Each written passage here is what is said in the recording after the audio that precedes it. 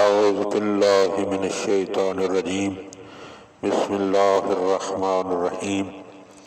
مولا کائنات حضرت امیر المومنین علی ابن ابی طالب علیہ السلام کے مجموعہ کلام نہج البلاغہ کے تیسرے باب کا 368 نمبر فرمان ہدیہ مومنین کرنے کا شرف حاصل کیا جا رہا ہے۔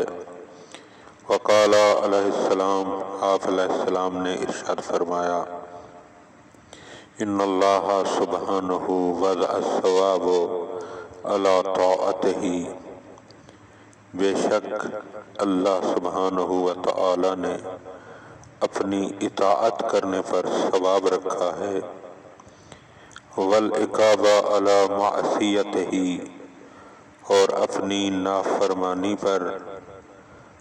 نافرمانی اور معصیت کرنے پر عذاب اور سزا رکھی ہے، زیادۃ لعبادہ عن نقمتہ وحیاشۃ لہم الی جنتہ۔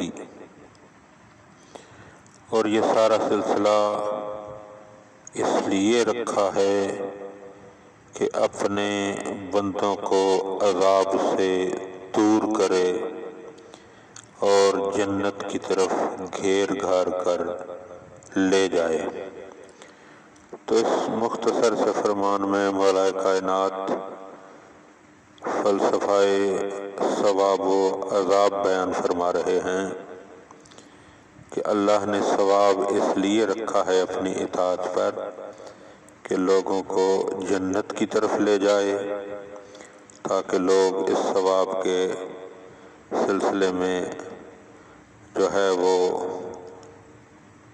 خواہش کرتے ہوئے جنت کی خواہش میں اچھے اچھے کام انجام دیں، اور جہنم کے خوف کی وجہ سے اللہ کی نافرمانی سے بچیں۔ دعا ہے کہ خدا بند عالم ہمیں مولا کے ان فرامین کو سمجھنے اور ان پر عمل کرنے کی توفیق عطا فرمائے۔